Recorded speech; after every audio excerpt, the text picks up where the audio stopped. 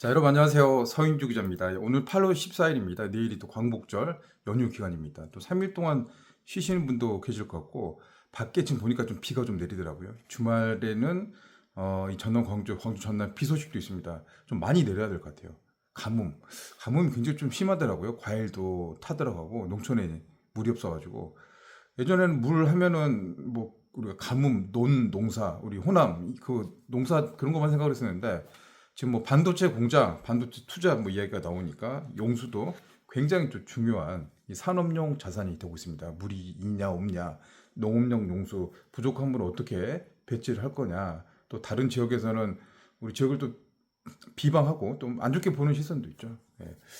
예, 뭐 그런 시선들 한 번도 안 와보고 모르면서 비판하고 무조건 까고 하는 거는 잘못된 거죠. 무시해도 될 것 같고요. 방금 이제 아파트에 이제 올라오고 있는데, 그 아파트 그 우편함에 다 꽂아진 것들이 있더라고요. 이렇게 뭐 꽂아져 있으면 사실 뭐 좋은 건 없습니다. 돈 내란 소리잖아요. 역시나 돈 내란 소리다. 어디서 왔냐?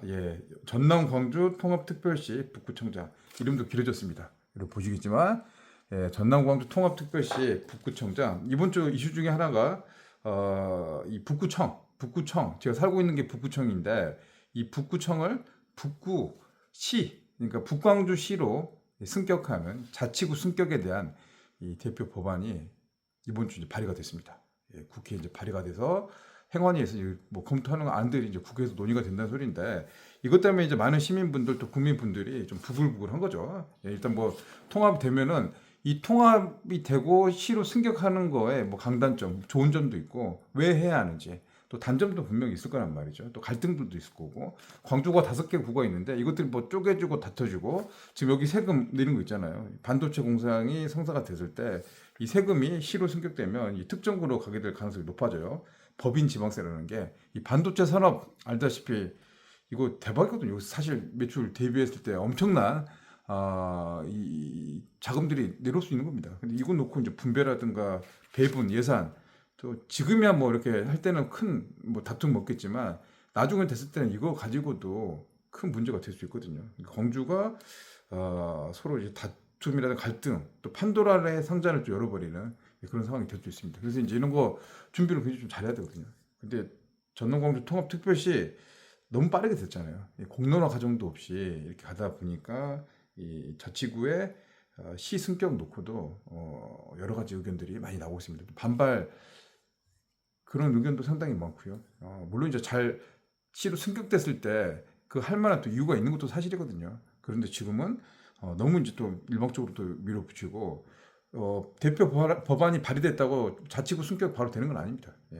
이게 또 행안위 통과해야 되고, 국회 또 본회의도 통과해야 되고, 또 행안부가 이거 받아줄지 안 받아줄지도 사실 의문점이 남죠. 전체 이제 구청이 있는데 1948년 지방자치법이 만들어진 이래로 이 같은 사례는 광주 전남이 최초입니다. 이 통합도 사실은 우리 지역이 또 처음이죠. 반도체 산업 뭐 이런 긍정적인 측면도 있었지만, 또 내부의 그 의견들, 또 시민들 이야기 좀 들어보는 것들, 이런 거 좀 들어보고 가야 될 것 같다 생각이 듭니다. 속도죠. 말씀했던 것처럼 속도를 밟아서 나갈 것도 있지만, 자치구의 자치시 승격 같은 경우는 여러 가지 지금 복잡한 게 진짜 많거든요. 이것부터 시작해가지고 진짜 막 그렇습니다. 이런 부분들은 좀 꼼꼼하게 봐서 논의하는 게 어떨까 싶습니다. 갑자기 화면이 좀 어두워진 것 같네요. 자, 민영배 시장께서 오늘 또 특별한 또 발표를 냈습니다. 이 광주 반도체 투자 규모가 더 커진다. 현재 광주 금공항 부지에 삼성전자, SK 하이닉스가 메모리 팹 2기씩 총 4기를 하기로 했습니다. 이거 놓고 이제 800조의 반도체 산업 투자가 이어진다라고 이제 이렇게 알려진 거죠. 그래서 속도전 이어서 전면전도 나오고 있습니다. 광주 금공항 부지가 250만 평이니까 여기 이제 그 부지 안에 삼성과 SK가 두 개. 그리고 2029년 목표로 해서 일단은 한 개를 완공을 하자. 속도전 이제 드라이브를 걸고 있습니다. 대통령 임기 내에 하겠다. 그래서 이제 모든 정부라든가 또 전력, 용수 이런 산업 기반 구축 작업들이 빠르게 진행이 되고 있습니다. 국무회의 매주 화요일 진행을 하고 있는데, 여기에서도 대통령이 직접 챙기고 있고, 한 달에 한 번 메가 프로젝트 사업을 대통령이 직접 맡아서 진행을 합니다. 반도체 특별위원장 이재명, 이렇게 해서 이제 챙기다 보니까 이 반도체 산업은 정부의 강한 의지가 있습니다. 그 메가 프로젝트의 가장 핵심이 호남 반도체. 이게 이제 총 4개인데 이 4개에서 플러스 5개, 5개를 더한다. 그러니까 총 4개, 5개 하니까 9개, 9개를 호남이 한다. 광주 군공항 부지는 이미 4개가 들어가게 되면 더 이상 이제 들어가기 힘드니까 다른 부지를 더 찾는다. 다른 부지. 거론되고 있는 게 사실 그전 부지가 뭐 첨단 3지구라든가 빅그린 산단, 해남 솔라시도 검토가 됐었죠. 여기를 더 넓혀가지고 이 대촌, 나주 뭐 이 일대를 비롯해서 순천도 거론이 되고 있고요. 또 무안도 지금 군공항 이전하는 지역이죠. 지금 뭐 산 넘어 산 김산이란 유행어가 나올 정도로 그동안 말도 많고 탈도 많았는데 무안도 후보지 중에 한 곳이 될 것 같다라는 생각이 듭니다. 일단 알리백 산단 100만 평 여기 이제 지정이 되게 되면 이 반도체 산단이 또 수출하는 이 공항 가까이 있는 곳을 선호할 수 있는 구조죠. 무안으로 갈 가능성도 갑자기 생겼습니다. 이렇게 보니까 여기 100만 평입니다. 알리백 산단 전기 에너지 이렇게 되면 무안이 굉장히 또 유리한 고점을 또 취하지 않을까 싶습니다. 물론 뭐 정해진 건 없습니다. 그리고 4+5인데 이게 너무 크잖아요. 사실 이제 800조인데 이게 5개가 더 들어가게 되면 한 1000조 정도 더 됩니다. 그러니까 800조 투자인데 여기에 그만큼 더 1600조, 1700조 뭐 이게 참 약간 좀 그 느낌이 이제 우리가 경험을 안 해봐서 그런 건지 좋은 뉴스고 뭐 이렇게 좋은 뉴스인데 이게 너무 천문학적으로 커지고 너무 이렇게 지금 있는 상황들도 진행이 지금 막 되고 있잖아요. 근데 여기 또 추가적인 5개, 800조, 1000조 뭐 이런 게 추가로 된다고 하니까 솔직한 느낌은 이게 믿어도 되냐? 이거 좀 안 될 수도 있겠다는 생각도 솔직하게 듭니다. 일단 있는 거부터 잘 진행을 하고 성공시키고 단계적으로 가야 되죠. 물론 이게 같이 와서 시너지 내고 집적화돼서 일자리 창출하고 소재, 부품, 장비, 협력업체들까지 각 오게 되면은 진짜 우리가 천지개벽하는 거죠, 말대로.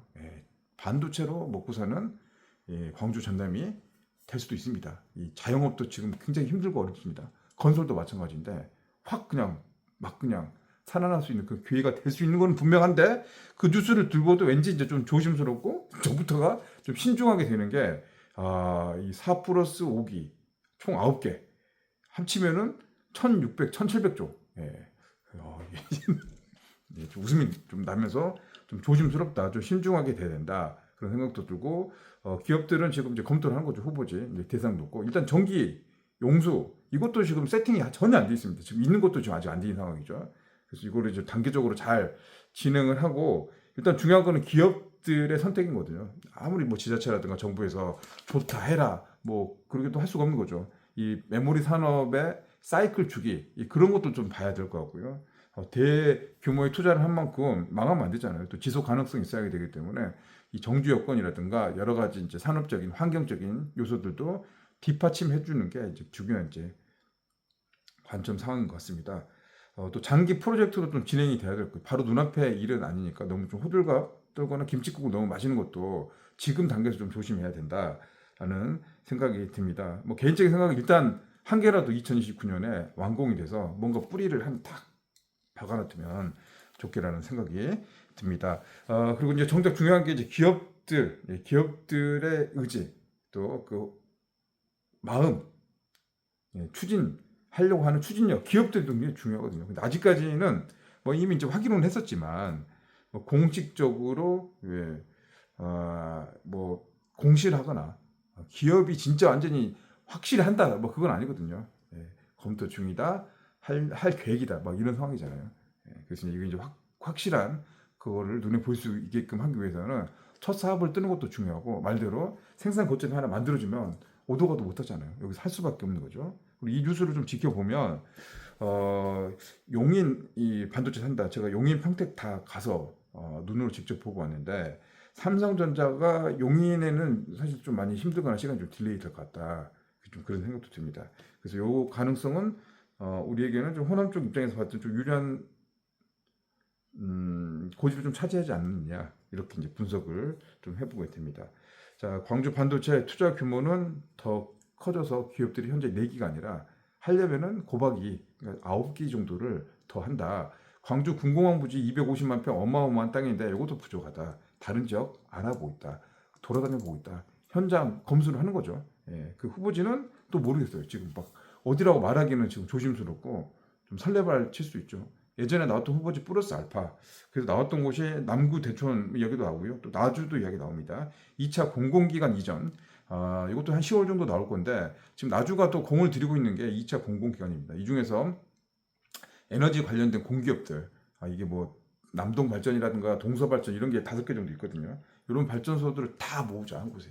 그래서 그 후보지를 몇 개 지자체가 경쟁을 하고 있거든요. 나주도 유력한 후보지 중 한 곳이죠. 한전, 뭐 한전, 공대, 또 에너지 관련된 자회사들 여기 모여 있잖아요. 다 모으게 된다면 또 알리백 3단 신재생 에너지, 태양광이라든가 해상 풍력, 육상 풍력 이런 것들을 통해서 된다면 나주도 사실 하나 뭐 대촌하고 광주 좀 이렇게 붙여가지고 할 수 있는 그런 거점이 될 것 같고 앞서서 말했던 것처럼 무안도 사실은 반도체 산다. 예, 진짜 이게 하나 더 볼 수도 있는 거죠. 전공정이 됐던 후공정이 됐던 김선 군수님의 뜻대로 꿈대로 또 이거 다 되면 뭐 잘 되긴 하지만 어디가 됐든 뭐 잘 되는 거죠. 우리가 보면 잘 되긴 하지만 이게 좀 뭔가 좀 약간 좀 그런 건 좀 있네요. 아무튼 우리 입장에서는 나쁜 소식은 아닙니다. 그렇지만 이제 좀 냉정하게 현실적으로 조심조심 가면서 지켜보고요. 일단 지금 계획되어 있는 것부터 먼저 성사시키고 성공시키는 게 중요하다. 그래야지 이것도 따라올 것이다. 라는 사실은 변치 않는 것 같습니다. 자, 또 이제 반도체 소식입니다. 지금 뭐 반도체 뭐 이야기가 계속 터져 나오고 있습니다. 너무 빠르게 많은 것들이 광범위하게 진짜 이 뉴스도 속도전입니다. 하루가 다르게 막 계속 쏟아져 나오다 보니까 잠깐 놓치면 그냥 훅 가버린 것 같아요. 그래서 이제 그 흐름들, 타이밍, 트렌드를 안 놓치려고 가급적 거기 이제 중심에 서서 보고 듣고 느끼려고 하고 있습니다. 자, 정리된 내용들, 이슈들 보면 이 반도체 광주 군공항 토지 거래 허가 구역이 우리 광주 또 전남 일부에 지정이 됐습니다. 예, 대부분 알고 계실 건데요. 사실 예상했던 거는 광주 군공항 일대, 서구 광성구, 송정역, 서구 마륵동, 상무지구 일대 이런 데가 좀 지정이 될 걸로 생각을 했었습니다. 그런데 이제 막상 국토부가 신속하게 토지거래 허가구역을 지정했는데 광주가 대부분 다 들어가고요. 전남 일부, 그러니까 나주 혁신도시까지 들어갔습니다. 또 장성, 첨단 3주군 빠져 있는데 장성 일부, 또 화순까지 들어간 상황입니다. 토지거래 허가구역 일단 큰 취지로 보면 국가 기관 사업이죠. 큰 사업을 하는데 땅값이 오르려고 예상되는 곳들의 토지를 허가받고 해라. 그러니까 알박기라든가 기타 투기꾼들의 세력화를 막기 위한 조치로 진행되는 겁니다. 좋은 측면에서는 광주가 땅값이 올라갈 수 있겠구나. 이게 뭔가 급등할 수 있다라는 이제 긍정적인 시그널들입니다. 이런 것들이 이제 서울이라든가 수도권에서만 나왔고요. 토지거래 허가구역이 광주 전남에서는 한 번도 지정된 적이 없습니다. 완전히 이게 새로운 거죠. 잘 모르겠습니다. 사실 한 번도 안 해본 거니까. 아무튼 이제 뭐 지정이 됐어요. 잘 몰라요. 근데 지정됐어. 근데 아파트는 대부분 아파트는 사실은요. 대지 지분이라는 게 있죠. 조그만 땅에 아파트는 뭐 건폐율, 용적률에서 이렇게 올라가니까 아파트는 아무리 뭐 큰 아파트, 비싼 아파트 뭐 이렇게 하는 것도 대부분 이제 조촉을 안 받게끔 설계가 됐습니다. 처음에는 다 그렇게 생각했죠.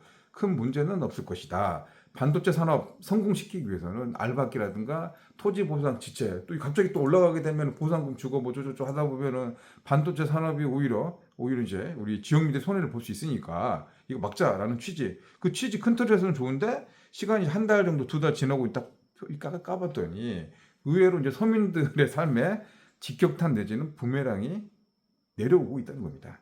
일단은 그 첨단에 저층 아파트 30년 됐습니다. 아주 오래된 아파트, 저층 아파트. 이게 뭐 좀 적은 아파트죠. 아파트 가격도 그렇게 비싸진 않죠. 1억 5천, 2억 사이가 대부분입니다. 이 세대수가 6,500세대. 첨단의 저층 아파트 세대수가 굉장히 많죠. 예, 근데 여기가 다 걸렸습니다. 묶여버렸어요. 토지 거래 제한 구역. 이 기준에 딱 걸릴 겁니다. 5층 아파트죠. 예, 대지 기준의 5층 아파트니까 이게 안 되는 겁니다. 비슷한 규모의 사례들, 뭐 봉선동이라든가 힐스테이트 첨단 같은 경우는 더 이렇게 뭐 고급 아파트, 비싼 아파트고 면적도 큰데 거기는 또 안 돼 버려요. 예, 이게 올라가니까 대지 지분 나오면 토지 거래 허가 구역에 그 기준을 넘어섰다는 거죠. 그 기준 안 들어간다는 소리입니다. 아무튼 막 그런 상황이 됐습니다. 이 저층 아파트뿐만 아니라 나주 혁신도시도 대부분 다 포함됐습니다. 나주와 혁신도시도 요 안에 들어갔습니다. 나주시도 지금 난리가 났습니다. 예. 그래서 지금 나주시장님도 이 부분에 관련해서 이제 어필을 하려고 하고요. 첨단의 저층 아파트는 최근 들어서 이제 이주화가 돼서 이 주민분들이 재건축을 하기 위해서 복지센터에서 안내 말씀드립니다. 아파트 지금 국고에서는 주민등록상 실제 거주 사실의 입지 예. 여부를 확인하기 위해 주민등록 사실 조사를 실시하고 있습니다. 7월 20일부터 9월 7일까지 전국 24 앱을 이용하여 비대면 조사가 실시되며 비대면 조사에 참여하지 않는 세대를 대상으로 11월 9일까지 방문 조사가 이루어질 지금 예정입니다. 이것도 이제 무엇이더라도 주민등록 전남광주 통합특별시에서 이 주민등록 실제로 살고 있냐 안 살고 있냐 그 확인하는 아파트 관리사무소 이제 방송이 나오고 있습니다. 실제로 살고 있느냐 안 살고 있느냐 토지거래 허가구역 그거하고도 관련이 됩니다. 실거주 기준이 돼야 되거든요. 아파트 이거 그 상황입니다. 현재 상황입니다 지금. 않는 세대를 대상으로 11월 9일까지 방문 조사가 이루어질 예정입니다. 바쁘시더라도 주민 여러분의 적극적인 협조 부탁드립니다. 자, 토지거래 허가구역 되면 그 용도에 맞게끔 해야 되잖아요. 실거주, 예, 그 목적에 따라서 2년 정도 지켜야 되고 사느냐 안 사느냐도 확인입니다. 안 되면 이제 강제이임금, 그 아파트 가격 10% 내야 됩니다. 그러니까 아파트 값이 1억이면 1,000만 원 매년 내야 돼요. 이제 그런 상황들을 또 확인하는 구청의 절차들, 과정들이 나오고 있습니다. 마침 이 주제 가지고 이야기를 하고 있는데 아파트 관리사무소에서 구청에서 실거주 확인 그거 나왔습니다. 자, 이야기가 좀 끊겼는데 아무튼 뭐 나주 혁신도시라든가 이 첨단의 저층 아파트 6,500세대가 대부분 포함되고 나주 전체가 29개 단지예요. 거기 혁신도시가 19개 단지에 9,000세대 정도 넘습니다. 합쳐놓으니까 17,000여 세대가 대상이 돼버렸다는 소리입니다. 그래서 여기하고 저기해서 지금 국토부에 이렇게 민원 놓고 여기만 좀 빼달라, 규제를 좀 완화해달라 그런 이제 준비 과정들을 진행이 되고 있습니다. 첨단 3지구가 아니라 첨단의 저층 아파트 같은 경우는 이미 개발이 30년 넘은 아파트, 주택 크기라든가 가격보다는 개발 밀도가 규제를 결정하는 상황이 되니까 이게 합리적이냐 이제 그런 이제 기준을 이야기를 하고 있습니다. 이게 이제 풀어주려면 사실은 이제 민영배 시장이 좀 나서줘야 되거든요. 국토부하고 이야기를 해서 해야 되는데 또 어디는 하고 어디는 안 하고 이게 상당히 좀 힘든 상황이고 또 재산권 침해하는 게 그래도 뭐 재건축 추진위원회가 구성됐으니까 한 목소리 내잖아요.